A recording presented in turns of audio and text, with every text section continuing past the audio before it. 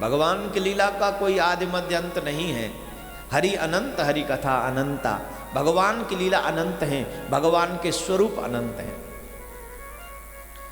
सबसे पहले सृष्टि का सृजन नारायण की नाभि से कमल, कमल में से ब्रह्मा, और ब्रह्मा जी ने बनाया ये पृथ्वी पर अनेकों तरीके की सृष्टि में से एक सृष्टि। सबसे पहले महाराज ब्रह्मा जी ने मानस पुत्र सनक सनंदन सनातन सनत कुमार को जन्म दिया। ये प्रसंग में बार बार इसलिए बोलता हूँ क्योंकि हमारे देश में एक बहुत बड़ी गलत फहमी का प्रचार किया जा रहा है। हम लोगों को मूर्ख बनाने की कोशिश की जा रही है कि कथा सुनना सिर्फ बुजुर्गों का काम है। ये आजकल तो थोड़ा सा बदलाव हुआ है। आजकल तो यंग बच्चे भी कथा में आने, अभी जब मैं आ रहा था तो काफ़ी यंग बच्चे आ रहे थे, तो मैं गाड़ी में ये चर्चा करता हुआ आ रहा था, देखो अब रूटीन थोड़ा चेंज हुआ है, अब रियलिटी आ रही है। अब पता चला है लोगों को कि कथा सुनना सिर्फ बूढ़ों का काम नहीं, अब कथा सुनना हर एक उम्र का काम है। जिस उम्र में तू है उसी उम्र से कथा सुन। बड़े इंटेलिजेंट लोग, डिग्री होल्डर्स एक बात कहते, कथा में क्या रखा है, क्यों सुननी चाहिए कथा? कथा में वो रखा है जो तेरी किसी डिग्री में नहीं रखा। तेरी बड़ी से बड़ी डिग्री क्या देती है तुझे?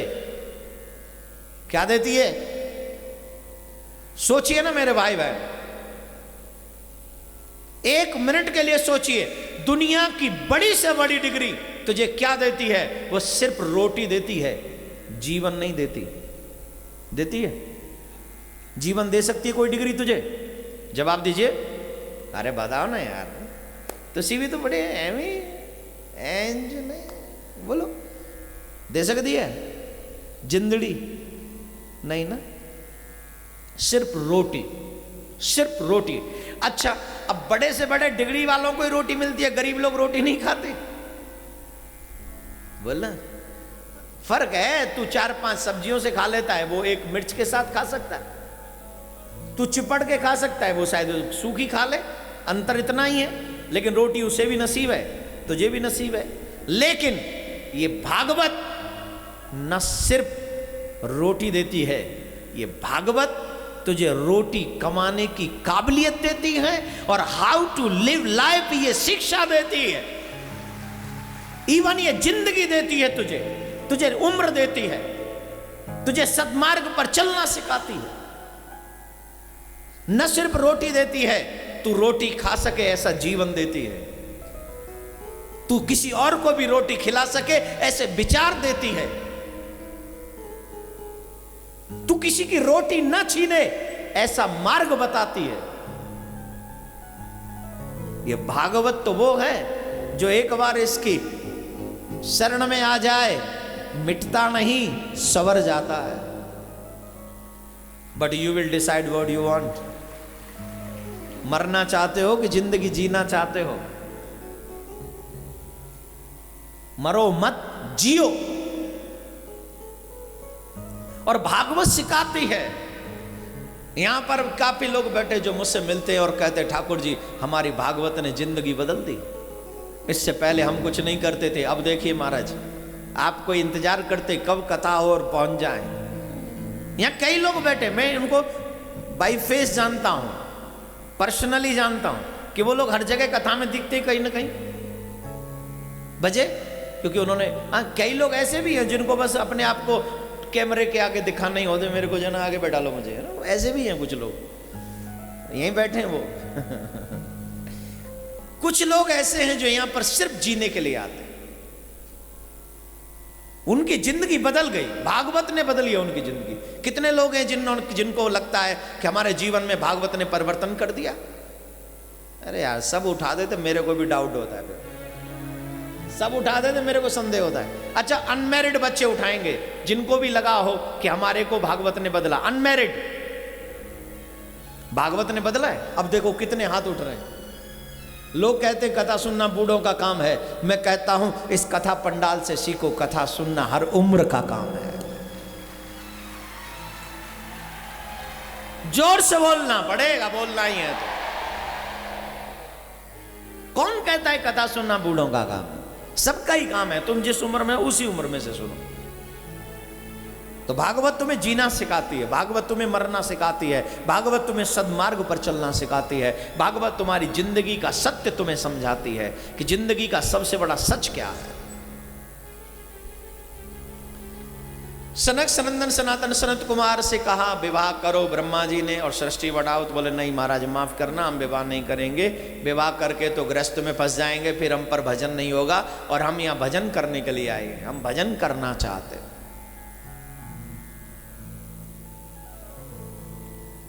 श्राप दे दिया तुम कभी बड़े नहीं होगे। और बचपन में जो भजन करता है फल मिलता है अमृत के समान, जवानी में जो भजन करता है फल मिलता है घी दूध के समान, और बुढ़ापे में जो भजन करता है फल मिलता है पानी के समान। अब बताओ भजन कब करना चाहिए? जोर से बोलिए। बचपन में, क्योंकि बचपन में भजन का फल, अगर आप बचपन में भजन करोगे तो 1 माला करोगे तो 100 माला का फल मिलेगा। जवानी में भजन करोगे तो 1 माला का फल 50 माला के बराबर मिलेगा। बुढ़ापे में भजन करोगे आफ्टर 45, बुढ़ापा ही है। अब तू श्रृंगार तो कितने भी कर ले बुढ़ापा घटेगा, 45 के बाद बुढ़ापा ही है। अब मैंने कई लोगों को देखा टाई साई पहन के, अभी तो मैं जवान हूं, टाई पहनने से अगर जवान हो जाए तो अमेरिका में मरने के बाद भी लोग उसे टाई पहना कर ही ले जाते। तुम्हारी कसम भैया, अमेरिका में जब ये क्रिश्चियन लोग जब मरते ना, पूरा टाई कोट सोट पुट सब ऐसे सजाते जैसे शादी के लिए ले जा रहे हो। तो क्या वो भी जवान है? बोलो, ये तो जवान है, बुढ़ा जवान हुआ। नहीं है ना? नहीं है। भजन बिन बाबरे कोई न आवे काम, जीवन में ना करे भजन तो मिट जावे तेरो नाम। भजन बिन बाबरे कोई न आवे काम, कोई काम आने वाला नहीं, भजन ही तेरे काम आएगा। इसलिए मेरे भाई, जो श्रम है, कथा क्रम है, समझना है। चारों भाइयों ने विवाह करने से मना कर दिया। क्यों? बचपन में भजन करने का फल बहुत ज्यादा मिलता है, जवानी में करो। अभी यहां पर बहुत जवान बैठे हुए, मैं आपसे निवेदन करूंगा, मुझे बहुत अच्छा लगता है, कईयों के हाथ में माला झोली होती है और कथा में जाकर बैठे रहते और माला करते रहते हैं। उन्हें पता है ये माला बहुत कीमती है।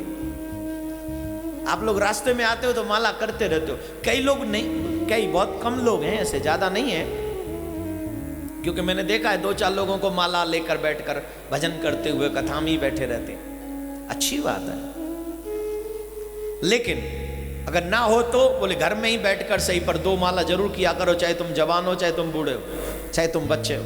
अगर बच्चे हैं तो मैं तो निवेदन करूंगा, 1 ही माला आप अपने बच्चों को करना सिखाइए, जरूर सिखाइए।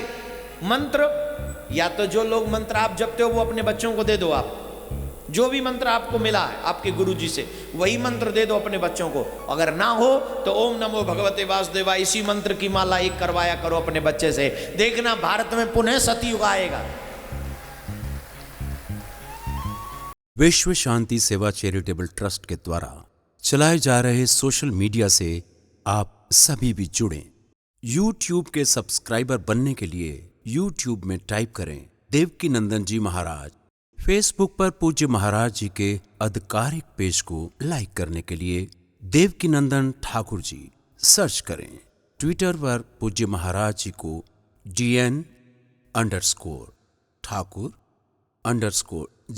फॉलो करें।